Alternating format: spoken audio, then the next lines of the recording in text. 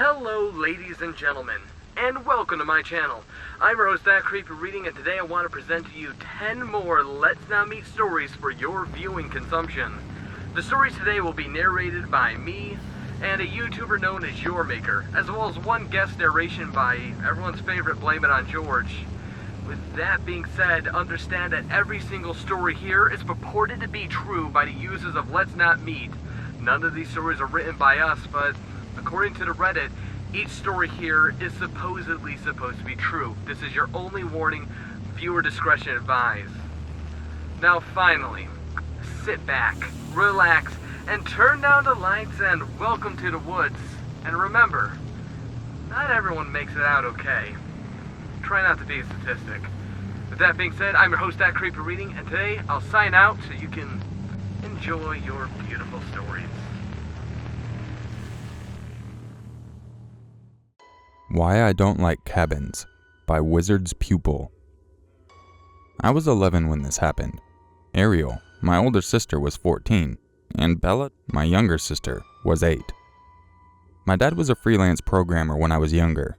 He made great money on his jobs, but because he was so heavily in debt, $500,000 plus, and my mom was not the most gifted person on balancing budgets, we never had much free money available.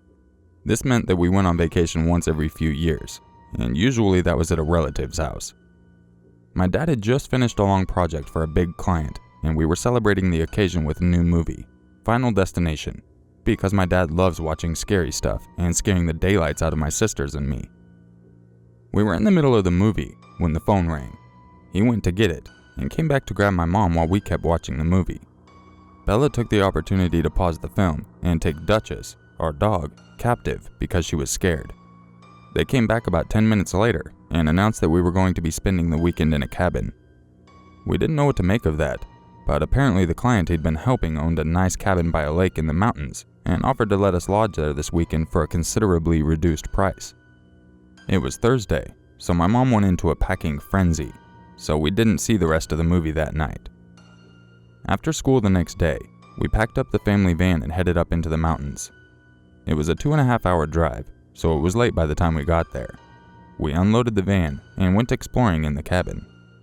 It was a ranch-style cabin with a little nook thing you could climb up to that was about head height. It was about 3 feet tall and probably meant for storage, but it was an excellent place for the 3 of us to hang out and play games. There were a few dozen board games up there, so we started playing once we'd decided on the rooms. Mom and Dad got the largest one. Ariel claimed the smaller one with a twin bed, so Bella and I got the last room, which had a queen-sized bed that we could share. We had a window on the right side of the bed, without a curtain, and a lamp on the left side of the bed. It was the only light source in the room, and there was a closet opposite of the bed. It was locked, and we couldn't get in it. I never did figure out what was inside of there. We went to bed around 11. Bella is a kicker, so I slept by the lamp in case she ended up knocking it over. I remember lying down, and I must have instantly fallen asleep because the next thing I know, Bella was gripping my arm and trying to burrow under me. She was squeezing something in fright, and I couldn't understand what was happening. I sat up, looked towards her, and saw something pale and human-shaped moving away from the window. My sleepy brain took several minutes to process that, and then I was shooting out of bed and dragging Bella with me. We rushed to our parents, who told us we were imagining things. Mom told us to go back to bed, and if we saw anything else to let them know. I, much to my current annoyance, agreed with them and went back to the room with Bella. We switched positions because she refused to go back on the bed by the window. I told her a story to get her asleep, and promptly conked out after her. I didn't wake up until morning. The next day we went exploring around the lake for about an hour before Dad decided we'd spend the day in town. They had a lot of small shops, and my parents went into every one of them. We ate lunch and dinner in town, and finally went back to the cabin. Ariel made a joke about something as we neared the cabin, and I remember everybody laughing before my dad suddenly held up his hand to make everyone stop. He took another step towards the cabin and pushed the door open with a single finger. I thought it was strange that the door wasn't latched, but didn't put the obvious together right away. "Dad?" Ariel shuffled nearer to Bella and me, but Dad gave his head a shake to let her know she needed to be quiet. He went into the cabin and disappeared inside for a minute or two while we stood on the porch. Mom called out his name, and he called back that we could come inside. We did, and found him standing in the middle of the living room/dining room area with a frown. He locked the door once we were inside, and took my mom in the bedroom for a quick chat. Ariel, having caught on to what was happening, opted to distract Bella and me by suggesting another round of board games that we had been playing the night before. We hadn't been playing for more than 5 minutes when my mom and dad came back. Mom went about cleaning the dishes from breakfast, while Dad joined our game. We played for a few hours before Dad told us we needed to go to bed. It was only 9 at this point, which made Ariel mad. She was allowed to stay up till 10:30 on school nights and later on the weekends. Bella and I went into our bed while they argued. We climbed back into the same spot we slept in, Bella by the window and me by the lamp. I read to Bella for a bit before we drifted off. I woke my dad rushing into our room. He scooped Bella out of the bed and grabbed my hand.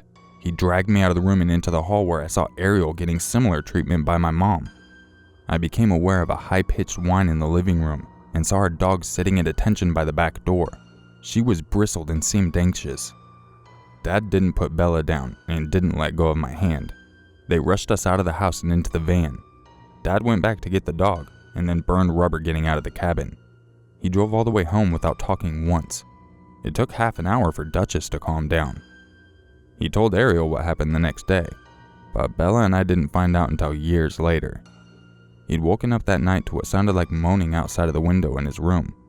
He jumped up and looked to see what was going on, and found the front door unlocked. Stuff in the kitchen had been moved, and Duchess started to growl at the back door, which was ajar. He locked it and got us out of the house. He went back the next day to grab our luggage, and found several pairs of footprints outside Bella's and my window. I was friends with a triple murderer by Malus 1346. Okay, I'm gonna change some details in the story for the sake of anonymity.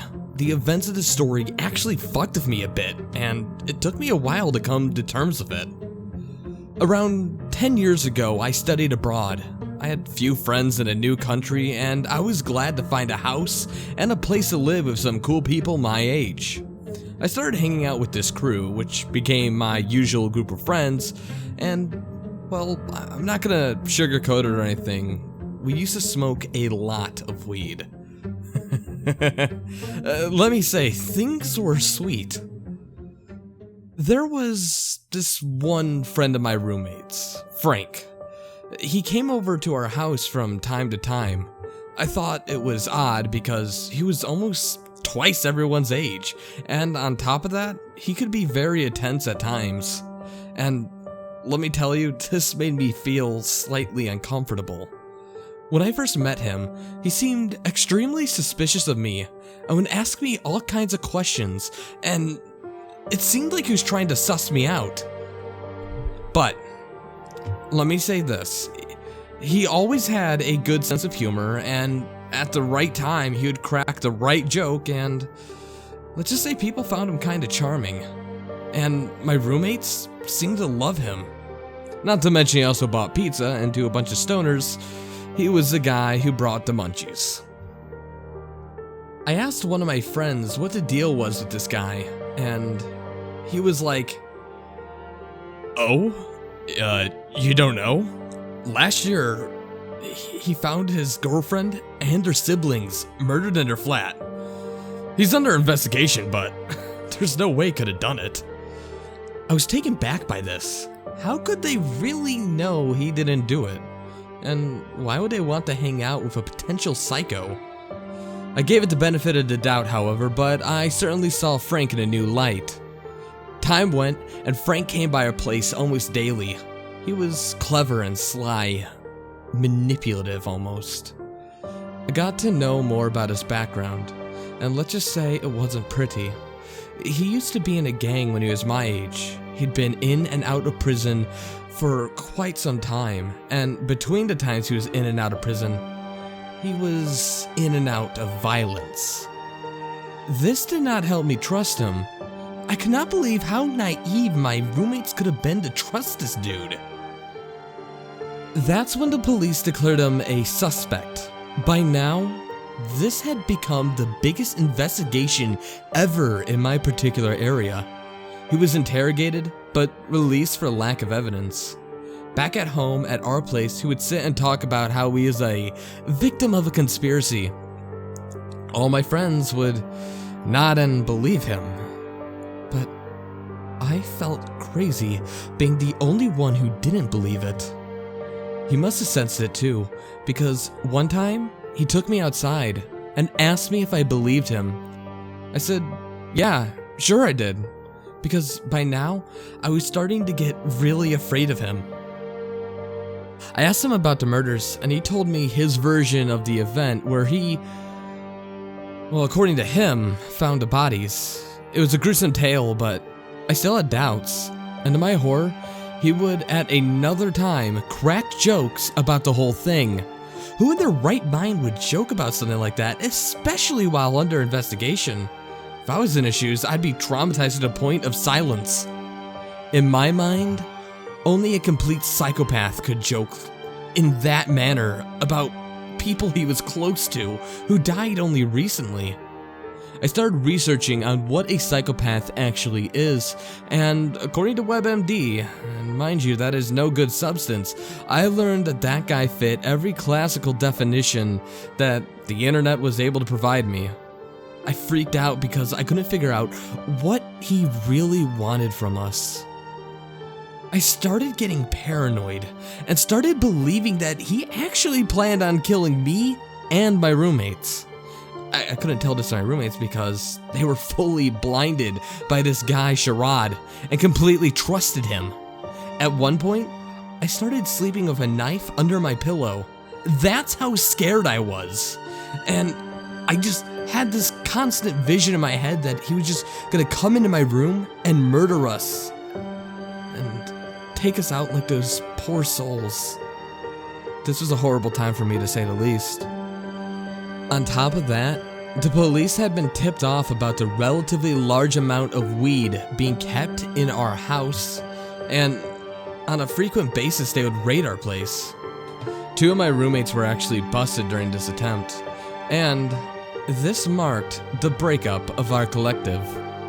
The day I moved out, Frank helped me with my stuff, and looked at me menacingly as I always found him. "You alright?" he said. "You know, I actually planned on killing you. But you know, your group was always alright." I kid not, that's exactly how and what he said to me. The others laughed it off as a joke, but I saw it in a very different light. I was very glad to leave after hanging out with this murderer on and off for about 1.5 years. Frank would be arrested shortly later, starting a huge trial that lasted almost several years. I found some new friends and found some normalcy in my life. That's where I realized how fucked my situation was. I'd been isolated with all this and actually had nowhere else to go. A year later, I was back in my home country, and I actually followed the trial. All the craziness that surfaced about the man during the trial would convince me that I was probably right all along. He was a proper mental case, and was convicted on 4 separate accounts of murder, as well as 4 life sentences. He will never be a free man again. He accused us of being demons and refused to leave, by Tourette's Texton. Obligatory, I created a Reddit account just to share the story. This happened a few hours ago and I'm still a little shaken up. I don't think I'll be able to sleep tonight and feel the need to talk about what happened. A little background. My mom owns a boutique which has been going strong for 5 years now. Tonight was her anniversary party, which was held at the store. Quite a few of her friends and employees were there, just having a good time. Being a 17-year-old male, I didn't want to spend all day in a boutique. I spent the day with some friends and left just as it began to get dark. I decided to stop by the shop party and say hi to my mom and her friends. On the way there, I noticed that it was a full moon. That turned out to be quite the coincidence, since everyone says that full moons bring out the weirdos. I enter the store and everything's going great. My mom's laughing with her friends. One of my buddies is actually there playing guitar for them. His dad is there as well, who I also get along with. I began talking to my mom's friends, who were asking me all the usual questions that friends of parents ask. I was actually having a pretty good time. Then, a large man, looked to be in 20s, came in. He was well dressed, clean cut, and appeared to be in a good mood. My first thought was, well, he's in here to buy something for a girlfriend. He goes up to a group of my mom's friends and casually asks, "Are there any demons here?" Everyone looks at him, obviously puzzled. "What?" someone asks. A little louder, he says, "I'm looking for demons. Are you demons?" My mom and a couple of her friends approached him, but I couldn't fully hear what they were saying. In a smartass tone, the man yells, "Should I call you demons or should I call you bitches?" That's when my mom and her group snapped back, demanding he leave. "Are you kicking me out? Am I not welcome here?" He keeps repeating those questions. My mom didn't back down. She just kept looking straight into the guy's eyes. Adrenaline kicked in. I started fearing for my mom's safety. I was carrying my pocket knife and somehow my brain decided it was too short to do any real damage. At this point, I'm already moving towards him. On my way, I noticed a large liquor bottle which I instinctively arm myself with. I'm coming up on his side, but one of my mom's friends, Amy, is between us. I reach my arm around her and try to move her out of the way. She doesn't budge and starts trying to calm me down.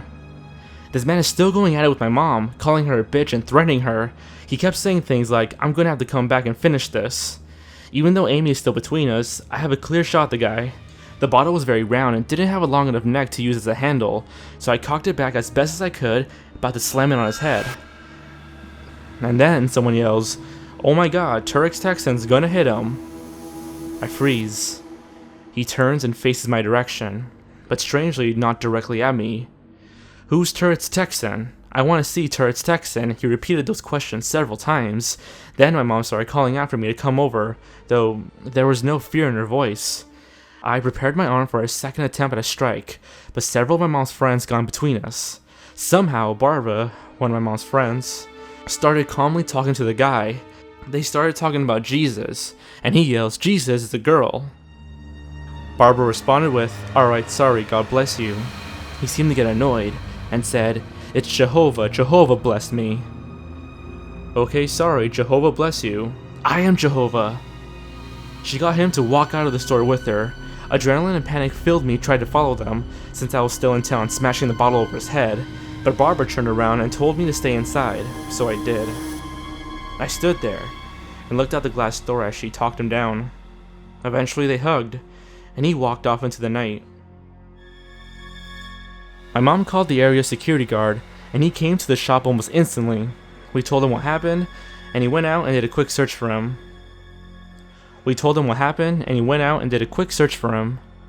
He didn't find him. He told us all the weird ones come out at this time of the year, and that's why I mentioned the full moon. After that, everything went back to normal. Truth be told, I was pretty shaken up, and I still am, obviously. I found a hammer under the counter, and sat by the door the rest of the night. Whenever one of the women would leave, I'd escort them out to the car and make sure they left safe.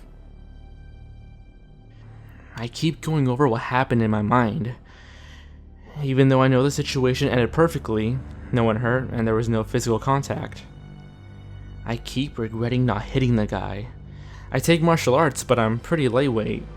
This guy was a lot bigger than me, so I know it's stupid of me to want to have initiated a fight with him. It's just hard hearing someone call your mom a bitch and threaten her right in front of you. I'm just glad I was there to help. The weird thing was, he appeared perfectly sober. I'm almost positive he has a mental illness and was off his meds. I volunteered to go up to the shop during the evenings and sit with whoever's working. I guess I'll update this if anything else happens, though I hope it doesn't. Too long didn't read? A man came into my mom's store accusing us of being demons. He directly threatens my mom, so I almost smashed a bottle over his head. Fortunately, he gets talked down and leaves, but not before stating that he was a god, and Jesus was a woman. Update. I got some sleep last night. and I woke up a lot more relaxed than I was when I wrote this. I've crossed out the part about me regretting not escalating the situation. That really sounds stupid just typing it out. I think I can't stop obsessively thinking about what I could have done differently. Thanks everyone for talking some sense into me. I needed it.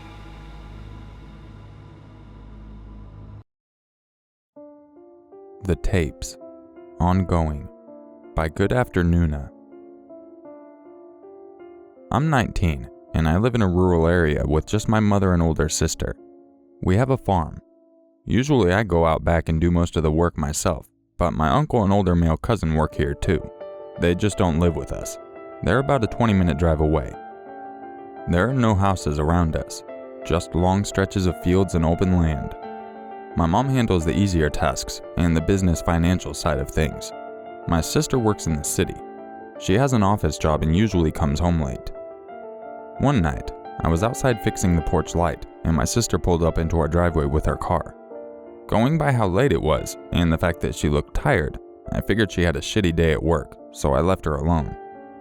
When I went inside after, I found her talking to our mom in a hushed tone. I asked her what happened, and my sister told me there was a car following her on her way home. This car has apparently been following her all week. That's why she was so late.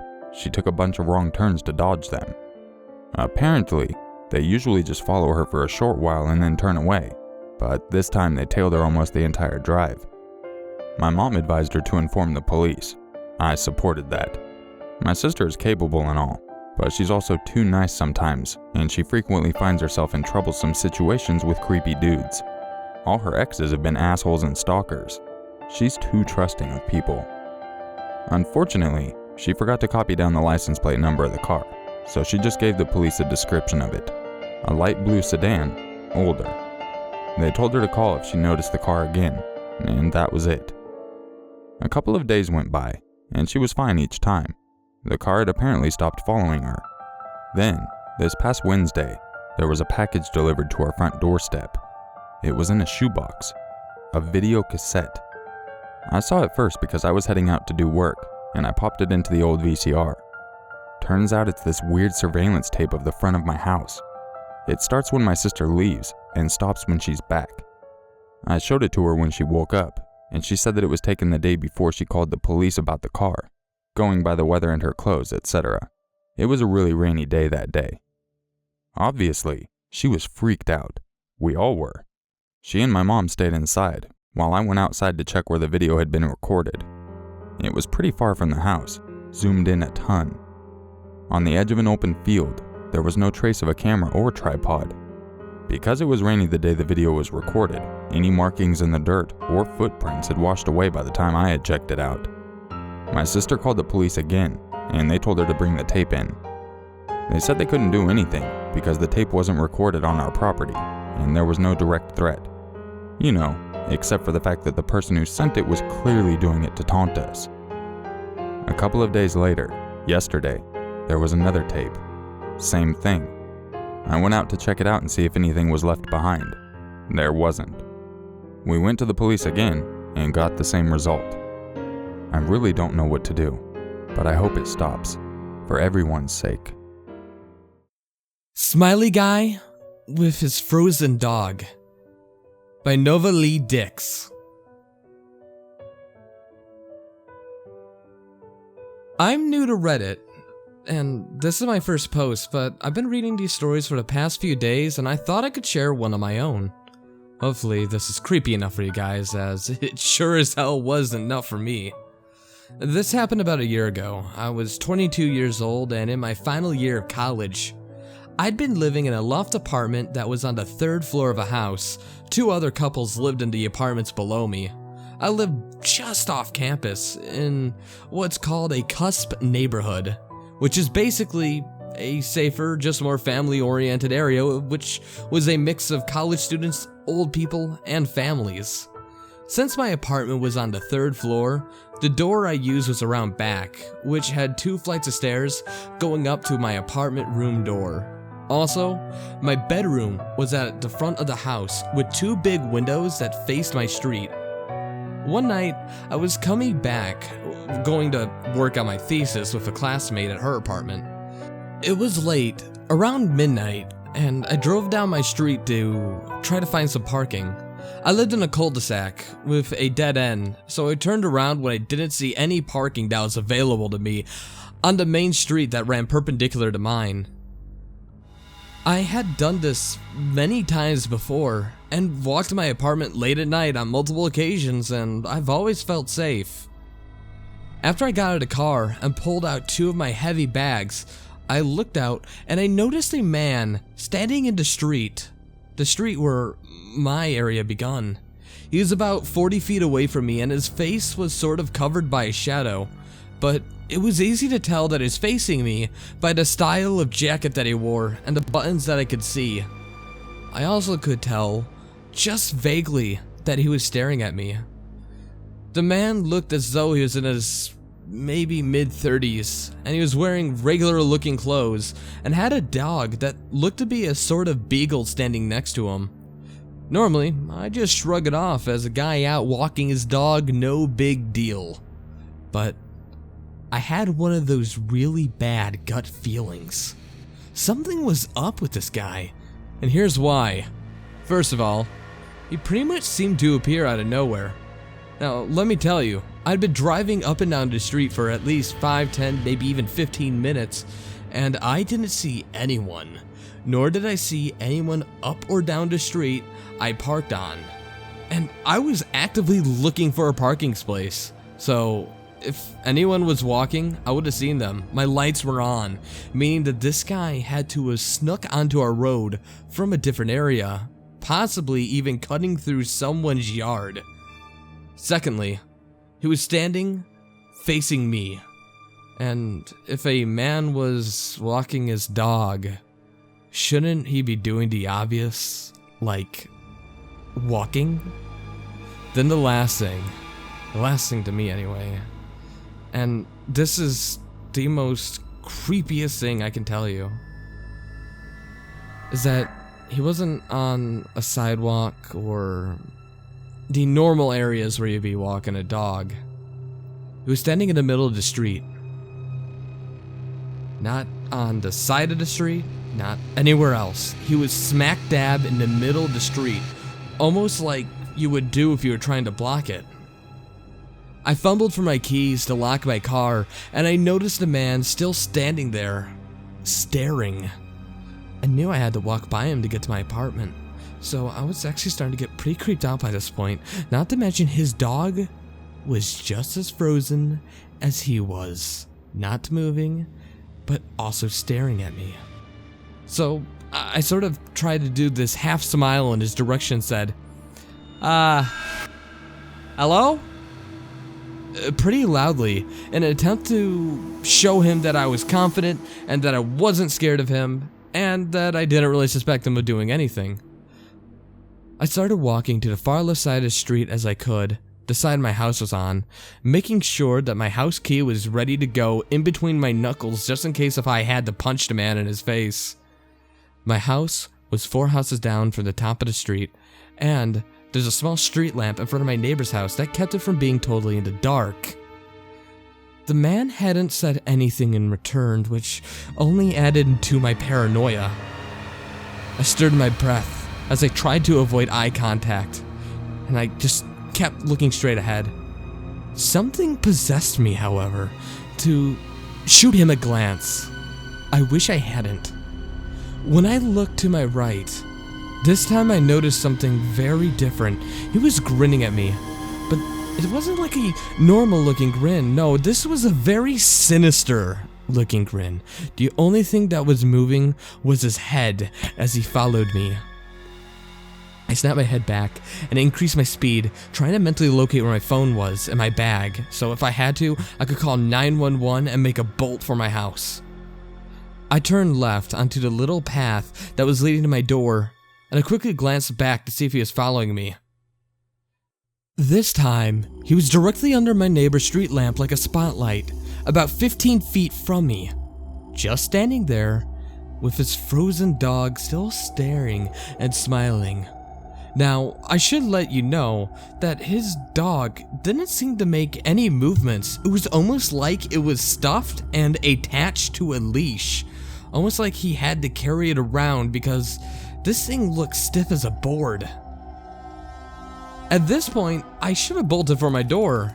It was not well lit by any means, but I couldn't see wherever, and it's not like he was gonna follow me to my door.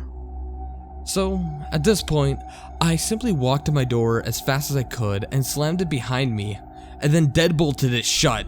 I turned off the stair light because I didn't want him to see me through the window on the second floor. And I didn't want him to know what floor I lived on. I fumbled up the stairs to my apartment door, unlocked it, turned off the lights to my apartment, and then relocked it.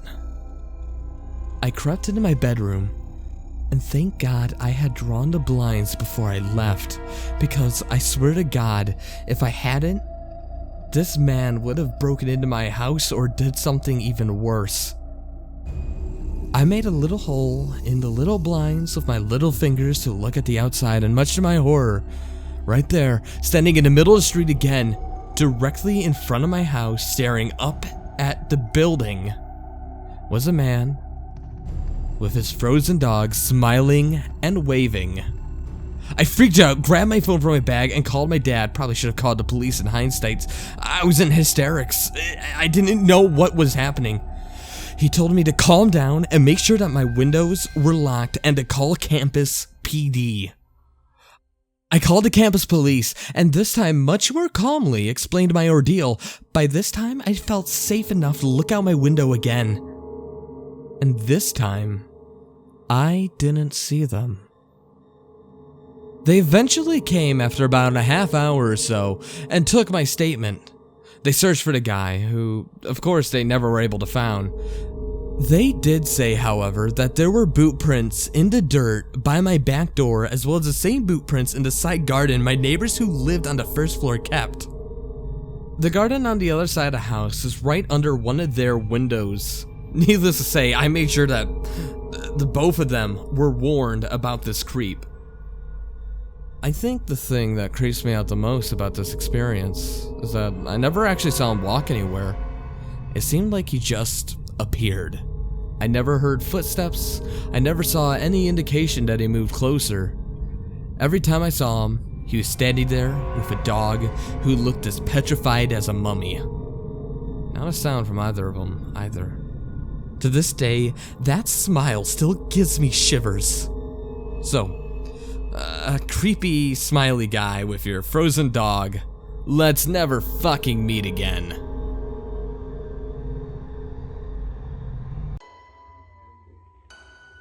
The People Who Live in the Forest by Almighty Heart. Okay, so a bit of background. When I was 12, my family and I moved to a new house. This house was on a long street. Halfway down the street, it intersected with another street in a cross formation. On the northwest section, the forest starts, and from there it's all woods behind our houses, except for when you're about 2/3 down the street. There's a closed preschool. Well, I lived 4 houses down from the preschool. My house was in front of the baseball field, still part of the school. The school property was a big rectangle. Then it was a forest. It was big, but not that big. It was basically 300 feet from my house to the forest. This was a big forest. It was basically on the edge of town, and at the end of the forest is where another town started. This story is split up in 2 parts. The first part takes place when I was 14. My sister and I decided to go walk in the forest. There was a couple of walking trails and people used to go sometimes. We're about a mile or 2 into the forest and we're just talking, when all of a sudden I start hearing whispers. We're in a part of the forest where it's kind of like an open field with tall grass, then the trees start again. We had no idea where the whispers were coming from, and we kept looking around, and we could see no one. At this point, we were super creeped out, so we started running.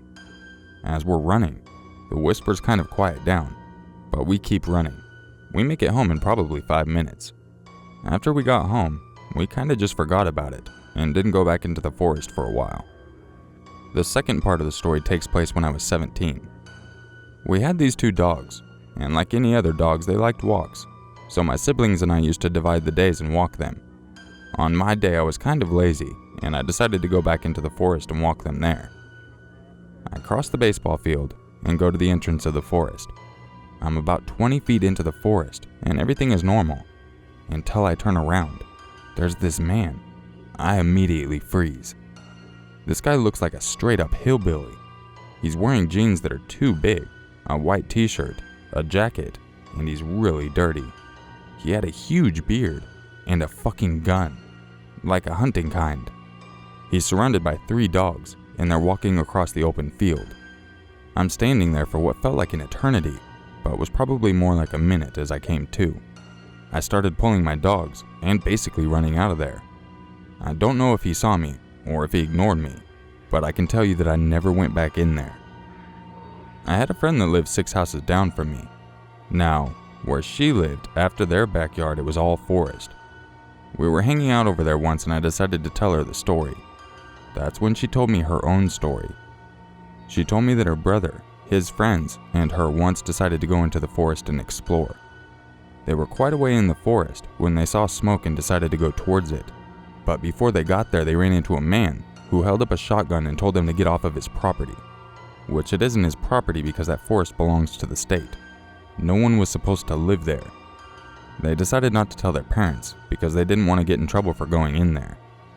Turns out a bunch of kids had ran into the man, but most of them were high or drunk and would either think they imagined the whole thing or not tell anyone in fear of being in trouble for being drunk or high. I haven't heard of anyone running into him anymore, but that moment is still burned in my mind as the scariest moment of my life.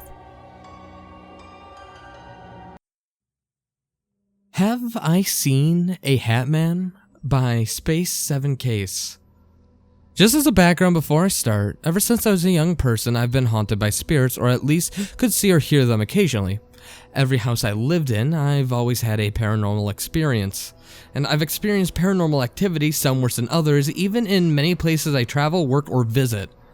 Though, this most recent event scares me above all others. My only conclusion that it scares me more is because its presence felt so strong and overwhelming. I've recently been seeing silhouettes of a large man. There have been 3 incidents so far that I can recollect. The first happened at my brother's drive-thru coffee shop, a place in which I never used to have issues before. I was cleaning the espresso machine and turned around to place the utensils in the sink. As soon as I turned, I saw a dark figure for a second before my eyes started spasming and I saw splashes of color. It was like my eyes couldn't focus. I panicked and darted quickly outside. I was panting as I rubbed my eyes, after which I calmed myself and slowly opened a door to check for the figure, but of course it was gone. I continued the workday with no further issues. The second took place about 4 to 5 days later at a local berry stand I run. This was one of the days I had no help, so I was all alone. I have mace and a large knife on my hip, so I feel safe enough, but I'm still very aware of my surroundings. I went to my car that was parked near my berry tent to go grab a snack. I felt like someone was following me, so I turned around and I saw that damn figure again, but much clearer. I could tell it was a figure of a man this time. He was wearing a cowboy-style hat. Then, my eyes, once again, started spasming and I just saw a plethora of colors. This incident frightened me so much more deeply than the first. My heart was thumping. Again, it was so rough in my chest that it was almost painful. Head to toe goosebumps had sprung, and I almost tripped over a nearby stool in a panic. But of course, by the same time I looked up, he was gone. From time to time for the rest of the day, I kept seeing him stand in the same spot in the corner of my eyes. After the second incident, I confided in my mom. She's a nurse and sent me straight to a doctor, telling me that I might be having small seizures. I told my doctor about seeing colors on my eyes spasming, and I left out the part about the figure. I didn't want to be put on some kind of weird medication for some other mental disability. She said she thought it was vertigo and gave me exercises that hopefully could fix it. But I have no other symptoms of vertigo, such as nausea, dizziness, ringing in my ears, and other symptoms that I can't list off now. The third incident happened last night in my bedroom. I was sleeping next to my husband when I woke up in the middle of the night, realizing that I had to use the bathroom. I rose up and I immediately saw the figure standing on the side of the bed, really close to my husband. I shot out of bed, turned to face him, but this time he did not disappear like the other times. Also, I could see him perfectly. My eyes didn't spasm like they did all before. He had a orange speckled outline to him, but he was completely dark besides that. Even though he appeared to be a completely black figure with no eyes, I still felt that he was staring at me. After a brief moment of observing him, I swung open the door and let the hall light shine in. And with that, he was finally gone by the time I turned around. Today, I researched and I found that other people have seen a shadowy figure with a hat, and they call him the Hat Man. I never heard of them before, but it's strange because in only the second incident, he was wearing a hat. Though, I had felt the same presence every time. Tell me what you think.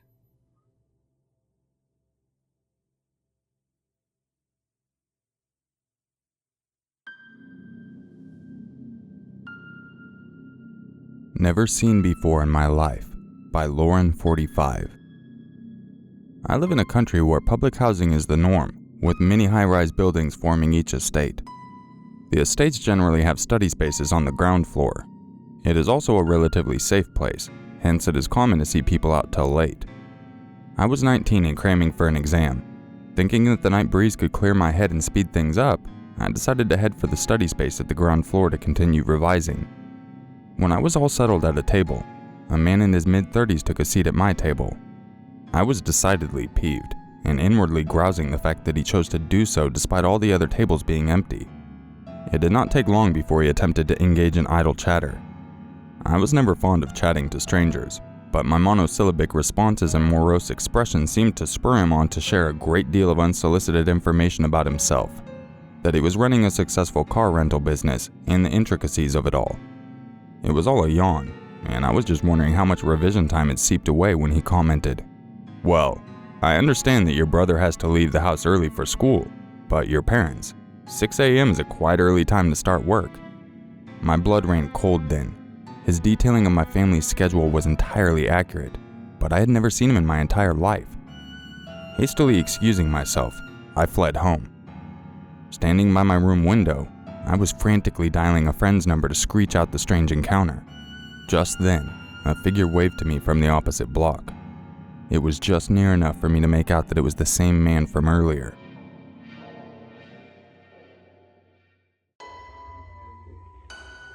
The Man Upstairs by S.W. Jen. When I was in college, my roommate and I had a late decision to stay in town for summer and take a couple of classes. Since we made the decision later than most, we couldn't stay in our current place and ended up connecting with our friends of friends who wanted to sublease their apartment through the summer. Their community wasn't our first choice, but it was cheaper and short term. The complex was farther out from campus and pretty spread out. It wasn't known as a popular student housing option and was maybe a little sketchy, but college living arrangements can be questionable. The units were set up in 3-story buildings, 2 units per floor. Instead of a main entrance with an interior staircase, the staircase was outside, like a central stairwell. Every unit had a balcony, and oddly the balcony doors didn't lock. Our new place was on the 2nd floor. Once you opened the balcony door, our door was straight ahead, and my roommate's was to the right. Our building was pretty quiet. The other 2nd floor unit was empty, and we had occasionally seen tenants on the 1st floor, but never heard or saw anyone on the 3rd. One weekend, my roommate went home and I had the place to myself. I went to the movies with friends who dropped me off at 11. She was in a rush and took off while I was still walking up to my building. It was dark, but the building was decently lit, so I wasn't speed walking. I had just reached the stairs when I heard a male voice say, "Hey," from a balcony. Being a younger girl, I ignored it and didn't look up. "Hey." This time the voice was insistent and frustrated, so I started walking as fast as I could up the stairs. I had just reached the 2nd floor landing when I heard the balcony door above me bang open, and someone with heavy footsteps came hurrying down.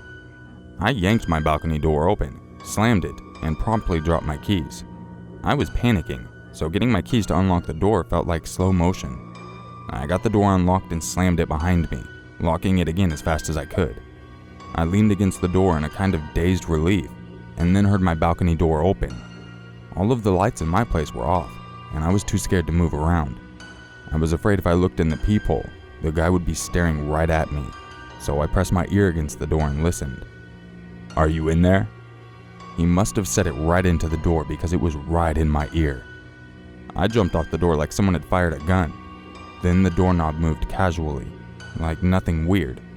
Then a little bit harder, like someone was clearly rattling it. Then the whole door frame shook.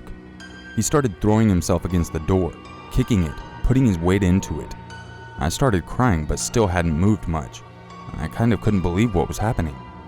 I kept thinking he'd left. He'd go crazy on the door, then stop, then start again. After a couple of attempts, he talked into the door again. He wasn't yelling.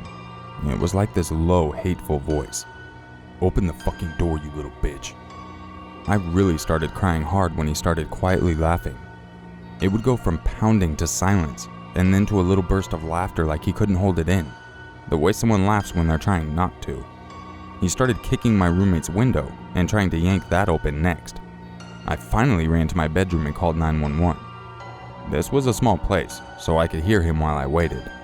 I made the operator promise me about 5 times that the officers were there before I could go to the front door. The cops let him off the balcony, and one came inside to talk to me. The officer explained the man was claiming I was his girlfriend and I had locked him out. He said we had been drinking a lot, and I was drunk and confused. The cop was a little harsh before he realized I was sober and terrified. He asked me if I would go look at the man and confirm that he was a stranger, and they would take my word. I really didn't want to look at this man in the eye, but agreed. The man was being held by another cop in my balcony doorway, totally calm. He was very tall and had long dark hair to his shoulders. He was definitely older than a student, maybe in his mid-30s, but normal looking. The way he looked at me, though, made my stomach drop. He had this expectant little smile on his face, like any minute now I was going to confirm his story. Obviously, I did not and darted back into my place. Apparently, after I went back inside, he started trying to fight off the cop and they officially arrested him. The worst part was, when they were walking him down the stairs, he started screaming, "I know you're alone in there. She's by herself in there." I don't know if he had been watching us or was just insane, but it was extremely disturbing. I didn't spend much time there for the rest of the summer. The office let me know that because of the situation and the state of his apartment, he had been evicted and I never saw him again. It upset me for a long time to think what could have happened if he had just been a little bit faster or I had been slower getting to my door. The Old Woman by Nopedy McNope. This is a person who I particularly enjoyed, so pay attention for this one if you don't mind. Long-time lurker, new-time poster, and foreign, so please bear with me. These are 3 different stories that are all a part of one experience, with one especially creepy woman. These incidents happened throughout a span of 14 plus years, so again, please try to keep up. Describing the type of neighborhood I lived in is very integral to this story. When I was 6 years old, me and my family, parents, 2 brothers, and grandparents, lived in a ghetto part of the city.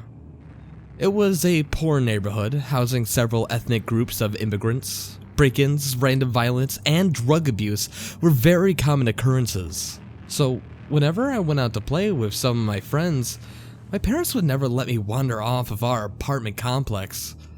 At least not out of their line of sight from our apartment window.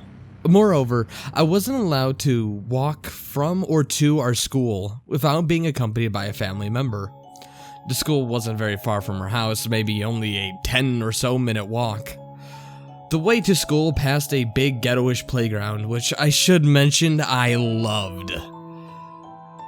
It had a long hill that paved a trail right to my school. My parents never let me go to the playground alone with my friends, and that frustrated me and my little 6-year-old brain. Given the nature of our neighborhood, and me being very young, I had heard endless speeches about the horrors of wandering off outside and stranger danger and all of that jazz.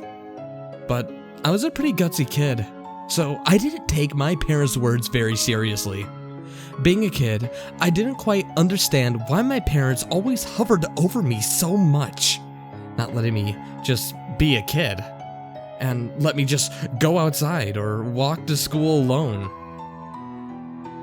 And I should mention, what compounded all of this and made everything here worse was that my best friends did this every damn day.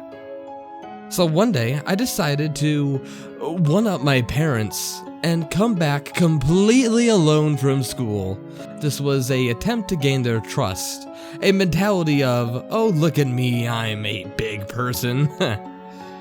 They worked till late that day. My brother was in high school, and my other brother was in the army. I knew the person who'd come pick me up at 2:15 was my grandmother. I had planned this all very carefully. School was ending at 2, and that gave me exactly 15 minutes to get back home and surprise Grandmama. The moment the bell rang, I ran. Let me get this right again. I ran all the way back home, taking that paved trail that goes right through the playground. I was one super excited ball of energy. It'd be the first time going home, even just outside alone. I was pretty fucking pumped. That didn't last long, however, because just as soon as I hit that paved trail, the one that I loved oh so very dearly, that's when I saw her. She was tall, a lanky old lady with bright blonde, dry hair, a super wrinkly face, and completely dead-looking eyes. She was wearing all black and carrying all sorts of colorful shopping bags. Now, I had seen this old woman outside before. My parents always talked about how creepy she is and how she's probably meffed up almost 24/7. I saw her, and I froze. A feeling of dread took over me as my first super exciting experience of walking home alone was completely fucked by this. By this lady. I froze. It was too late, because she spotted me and started to approach. Hey, do you want some candy? I actually have the best candy in town. Her voice was raspy like someone who spent the majority of their life downing Marlboro cigarette packs. The closer she got to me, the worse I felt. I simply told her at this point that I'm not interested and nonchalantly skipped past her. Faster than walking, I'd said to myself, and I continued home. Oh, come on! Just try one! You'll like it. You know, you're a very pretty young kid. My friends would love you. She kept walking behind me. At this point, she actually thought that it was okay to follow me. I was terrified. I tried containing myself to show her that I'm not scared. I thought it would make her angry, and I thought she'd hurt me. So, at this point, I walked a bit faster, and I told her again that I'm not interested. She started screaming some nonsense. So, at this point, I again ignored her and walked even faster than before. At some point, she stopped screaming, and soon after I heard her stop screaming, I could hear her breath. And then, out of nowhere, I felt her fingers on my arms. And that's when I instantly just noped the fuck out of there. I was running down the trail crying, as if touched by that old banshee wasn't terrifying enough. I heard her running, clicking heels right after me. I turned my head to quickly see where she was. This sack of old bones, and I kid you not, was legit sprinting behind me as far as her old legs could carry her. Imagine seeing an old, creepy-looking woman dressed in black running after you. It was such a frightening sight to 6-year-old me. After running what seemed like forever, I finally got to the playground. The old witch was just about 10 meters behind me. At the playground, I saw my grandma on her way to school to pick me up. She was actually pretty shocked to see me, obviously, because I wasn't supposed to be out this far, but mostly because I was hysterically crying. I pointed at the old lady, who was now trying to make it seem as though she was only lightly jogging, and then proceeded to tell my grandma about the candy and the chasing. My grandma is a very non-confrontational person and is easily scared, so her only reply to the old lady was, "Oh, she just gets so emotional and overly excited at things," and then greeted her goodbye and took me home. The old lady just stood there as we walked away, waving at me and staring at me and smiling her usual creepy meth tooth smile. That was my first encounter with her. The other times I saw her outside were when I went somewhere with my parents, and every time I went out with my parents, she always stared at me, waved, and smiled. Now, I would like you to fast forward about 9 years. At this point, I am chilling at my grandma's in the same neighborhood. My parents and I moved to a far better neighborhood when I was 12 years old, and I was coming by my grandma's house every day for music theory lessons. Now, my grandma used to be a sort of big old pianist in Soviet Russia. Someone knocks at the door. Grandma, being extremely paranoid and the person that she is, bolts it, but looks through the peephole. Guess who it is? Ye old meth banshee. Grandma proceeded to ask for her intention through the door, and this meth addict claimed that she couldn't hear well through the door and wanted her to open it. Now, she was also knocking a tad more furiously. My grandpa was sleeping at the time, and waking him up was something that neither of us wanted to do. He suffered a stroke and needed long hours of sleep, and this stroke only happened so recently. So my grandma opened the door, but only as far as the chains on the bolt would let her. Creepy old lady pokes her face through the door like some sort of fucking creeper, offering to, and I shit you not, sell us some motherfucking eggs. We're both already thoroughly spooked as it is. This woman's presence was just enough to scare a fucking ghost out of its grave. So, we rejected her kind offer of eggs. The decrepit cunt wouldn't let us off the hook though, not so easily. She shoved her foot between the door and the frame, and didn't let my grandmother close the door. We're both absolutely horrified at this point. She turned to me and said, "Oh, you're that pretty little kid. Can I buy eggs from you?" We're in complete fucking shock. This woman, again, tried pushing the door open despite the obvious chain that was there.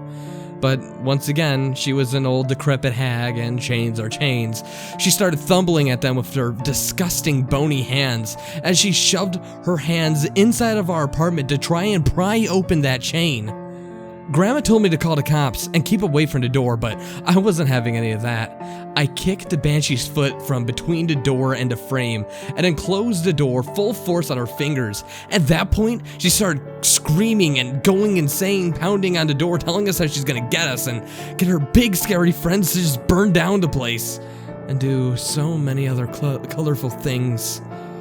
The door banging continued on for several minutes until another scary neighbor we had got out and scared her off. My grandma didn't leave the house for a week after that incident, and got even more paranoid every time I came by. My last close encounter with this creepy woman took place over a year ago. I'm 20 now, driving back to my old shady neighborhood to pick up my grandma for grocery shopping. I parked my car in a dimly lit parking lot and waited for her to come down. Having an instilled by my parents superb paranoia, I always locked my car doors, which proved very helpful at night. It was around 9 p.m., very dark. Only one streetlight was working, and it was very quiet. I got that weird, being watched type of feeling. So I turned off my flamboyant K-pop music and sat there silently, watching. I could make out a lengthy, dark figure coming towards my car. And what do you know?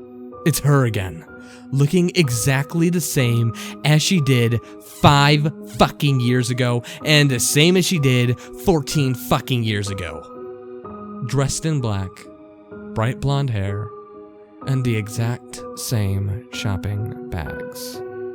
She got close to my car, tapped on the window on the passenger side, and said, "Hey, aren't you that pretty little kid?